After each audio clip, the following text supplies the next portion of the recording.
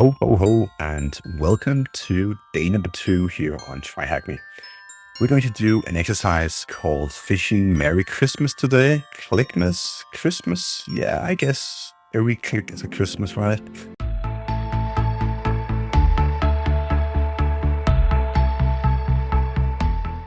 So, phishing emails, what is that? And it's a part of social engineering. Well, I booted up the machines we have just to tell you that, listed down below, there are actually 2 machines you can go ahead and boot up. I use the attack box because then I can split the screen and show exactly what I'm doing. It's easy to record the video. And the target machine here we're going to use as our email server at some point in time later during this exercise. The exercise itself is straightforward. We're going to go ahead and emulate that we're doing a phishing attack. So phishing is whenever you send an email to a victim and the victim will interact with an email and click on links and download attachment and do something with it. So because phishing is illegal, we're going to do it with an ethical setup with an actual server we're going to use to emulate that we are sending an email and receiving it. So everything is contained within TryHackMe's network. So what we're going to do now here is to go ahead and open up a terminal right there. And that terminal itself, let's just zoom in just a tad so we can basically see what we're going to do.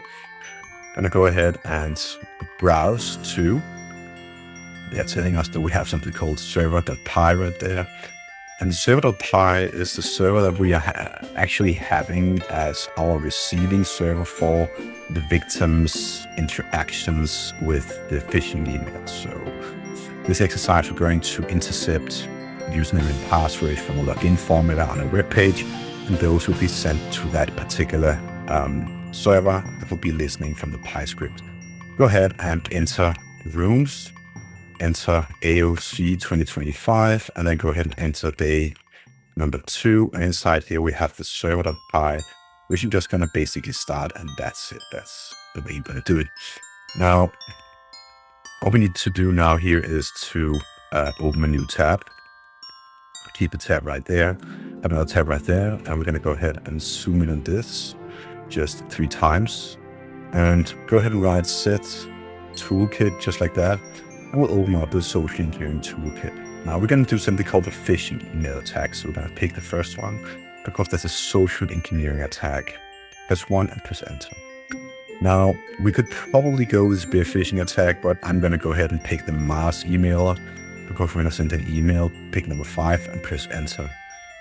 We will send a single email. So press number 1 and press enter. As you can see, it's straightforward. If you wish to follow along in a different way, there are actually images supplied from TryHackMe, so you can do it like step by step in your own pace. Now, I'm going to do it a bit more fluid and scroll down here to the information we're going to use in the phishing email we're going to set up. The send email is going to be, we're going to send to this particular email, so it's going to be factory@werewolf.tryhackme, and that's going to be the victim's email address. And we're going to use our own server as also supplied to us right there. So press number 2. The address we're going to send, the address that sent the email to this particular user is going to be updated as flying data TryHackMe because we know that they, as factory from Werewolf, regularly communicate with flying data. Let's go ahead and paste that in. The name will be from Flying Deer. Let's go ahead and copy paste the name. Flying Deer. Let me just see. I think there's a space too much, isn't there not? Flying Deer. There we go. And we are told to leave the username for relay and password blank. Enter and enter. And the SMTP address is going to be supplied to us right there because we're using our own server. It is also the one up here. We boot it up. So in this particular case, we're going to pick that one. The port number is also supplied as port number 25. And we don't need any high priority. Type no. A word of thing here to notice when you are sending phishing emails, receiving phishing emails, well, I hope you're not sending any, but in this particular case, it's an exercise for you to do it. And attachment file is the file that the user will interact with. That can particularly be malware, reverse shells to do a full takeover of the machine, and so on. So it could be many different things. It could be PDF files, it could be Word files that contains macros, it could be executables, and so on. We don't need that right now. Press no. Inline file, no. The email subject is told to be, let me see if we have it right here. Shipping schedule changes. Let's just pick exactly what it says, because then we will not have any things going wrong. Plain or HTML. It's going to be plain in this particular case. Press enter. And now we need to be careful. Create and type a convincing message. Make sure to include the URL to check if the target will fall for the trick. And down here below, we have somewhat convincing message. I'm just gonna basically copy paste those because I don't really feel that my writing right now is the best. So I'm just gonna copy paste it. And of course, in this case here, you would have to do this in real life. You would have to know who you're writing to in the company and what would they usually fall for. Right now, we're just doing as I'm told, and type end, and set as finished email, press enter to continue, and that would conclude it. And basically we can go back here, and it was really fast. It can take up to a minute. So emulating that, we are, and it says you should wait 1 to 2 minutes and observe the terminal for any credential enters by the user. And we can see that someone actually interacted with the email. It was really fast, I know.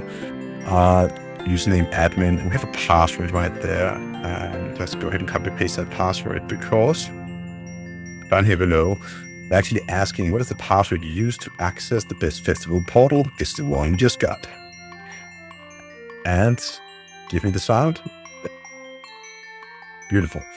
Okay, so now we're going to browse to that particular web page right there, which is the actual website. Can I not copy paste anymore? Have I lost my totally copy paste sense? Copy. No. Wow, I totally cannot copy paste anymore. Let's go ahead and open the browser. And whenever the browser is opening, we will enter that particular IP address right there, which I just in some case cannot paste. So anyways, 10.80.168.204, press enter. And we are then going to be given this particular login page. And that is the round-cube webmail that is actually the same server as we used as an email server before. So let's go ahead and use the name factory. I need to write it. Factory. There it goes a bit slow. And let's also now, can I copy and paste from here then? Very interesting. Open the browser one more time. And paste that in. Log in. No, not now. Okay, so we can see that this is an email client, and the email we send right here is from Flying Deer, and this is things in the text we sent. And we can also see another mail right there, which is containing the different kind of information we need. The information we need to supply is the total number of toys expected for delivery. It's actually right here on the top. It says units. I just suspect this is the number. Okay. That is the correct sound. Scrolling down here and reading the text probably will also verify that number at some point. I don't know where exactly. Let me see if I can find it. And in most occasions now, this is of course just a proof of concept, so we would definitely need to, it's very long email. Yeah, we don't care about this.